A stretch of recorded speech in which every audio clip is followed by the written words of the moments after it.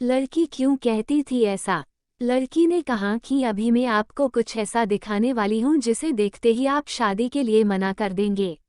आपसे दो को दिखाया था, उन्होंने ऐसा ही किया। मेरा नाम अजित है, मैं एक मैकेनिकल इंजीनियर हूँ। मैं स्वभाव से बहुत ही रिजर्व हूँ, इस कारण कभी मेरी लड़कियों से ना ज्यादा दोस्ती रही ना ही कोई मेरी गर्लफ्रेंड बनी। अब मेरी जॉब लग गई थी और घरवाले अब शादी की बातें करने लगे। घर पर कई तस्वीरें और बायोडेटा आने लगे। उसमें से मुझे अंजलि देखते ही पसंद आ गई। बायोडेटा से पता चल रहा था कि वो अच्छी पढ़ी लिखी थी। मैंने अपने घरवालों से कहा कि मुझे लड़की पसंद है। हम लोग अंजलि के घर, उसे और उसके परिवार को देखने गए। फिर जब अंजलि चाय लेकर आई तो वो मुझे उसकी तस्वीर से भी ज्यादा सुंदर लगी। खुले बाल और हल्के नीले रंग की साड़ी में वो बहुत ही सुंदर लग रही थी। फिर घरवालों ने हमें एक कमरे में बातें करने भेजा। कमरे में वो चुप थी, उसके चेहरे पर इतनी खुशी नहीं थी। मेरा दिल धड़क रहा था, मुझे लगा कि उसे मैं पसंद नहीं हूँ। फिर मैंने ही बात शुरू करते हुए कहा कि आप क्या करती है। उसने मेरी तरफ घूर कर देखा और कहा कि आपने बायोडेटा देखा नहीं तो मंगाया क्यों था। उसकी बात सुनकर मुझे लगा कि वो मुझमें कोई इंटरेस्ट नहीं दिखा रही है। फिर मैंने उसे डायरेक्टली पूछ लिया कि आपको मैं पसंद नहीं हूँ। वो बोली मेरे पसंद की बात नहीं है, आप खुद मुझे नापसंद कर देंगे, मुझे पता है। उसने कहा अभी मैं आपको ऐसा कुछ दिखाने वाली हूँ कि आप वो देखते ही आप शादी के लिए मना कर देंगे। आपसे पहले दो को दिखाया, उन्होंने भी देखते ही मना कर दिया। ये कहकर उसने अपने खुले बाल जो पीछे थे उनको आगे किया। इतने में ही कमरे के बाहर से आवाज आ गई और उसकी माँ कमरे में आ गई। शायद उन्हें भी पता था कि वो हर लड़के साथ ऐसे ही बातें करती है और कुछ बताती है। उसकी मम्मी ने कहा चलिए बाहर, सब आपका इंतजार कर रहे हैं। अंजलि ने अपनी माँ की तरफ देखा। मैं बाहर आ गया और बाहर मेरी माँ और पिता, जिन्हें भी मेरी शादी की जल्दी थी, वो भी मेरे मुंह से बस हाँ सुनना ही चाहते थे। मेरे आते ही मेरी माँ मुझे बाहर ले गई और पूछा कि क्या तुझे लड़की पसंद है। मैं मना नहीं कर पाया, लेकिन एक बात मुझे खटक रही थी कि आखिर वो क्या बताने वाली थी। उसकी मम्मी जिस तरह से जल्दी से कमरे में आई, मुझे बाहर ले गई, लगा ऐसा जैसे वो हमारी बातें ही सुन रही थी। मैंने शादी के लिए हाँ कर दी। मेरे घरवालों ने उन्हें हाँ में जवाब दे दिया, लेकिन अब मैं एक दुविधा में था कि मैं क्या करूं। मैंने उससे बात करना चाहा, मैंने उससे नंबर नहीं मांगा था। मैंने अपनी मम्मी को कहा कि आप बात करें और उसका नंबर ले लें।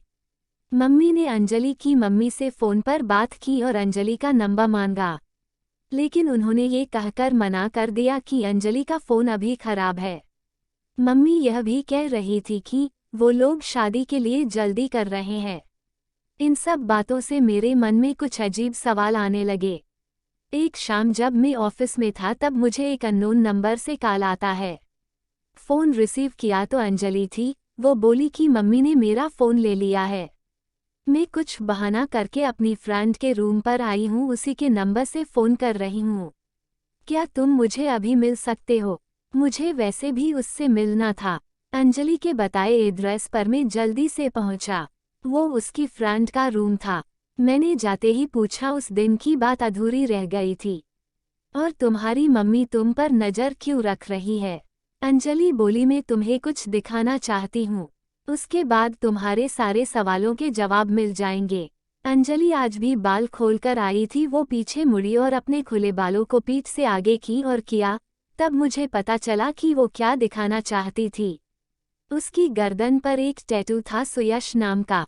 अंजलि बोली कि मैं एक लड़के से प्यार करती थी और हम दोनों शादी भी करना चाहते थे। मैंने उसी के नाम का टैटू करवाया था। ये बात मैंने अपने घरवालों को भी बताई थी और वो तैयार भी हो गए थे, लेकिन सुयश ने मुझे चीट किया। वो मेरे अलावा भी किसी और को डेट कर रहा था और वो लड़की पैसे वाली थी, इसलिए उसने मुझे छोड़ दिया। तब से मुझे शादी और लड़कों से एक नफरत से हो गई थी। उस लड़के को मैंने बहुत प्यार किया, लेकिन उसने मुझे धोखा दिया।